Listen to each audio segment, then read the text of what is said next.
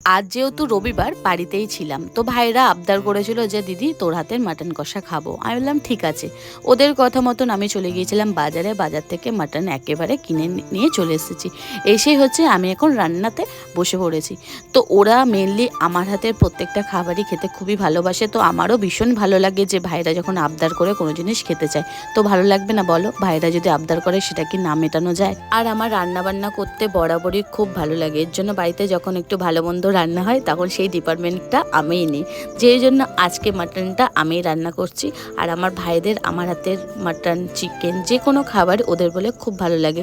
যাই হোক, আমি যে প্রসেসে রান্না করি সেইটুকুনি রেসিপি তোমাদের সাথে শেয়ার করলাম।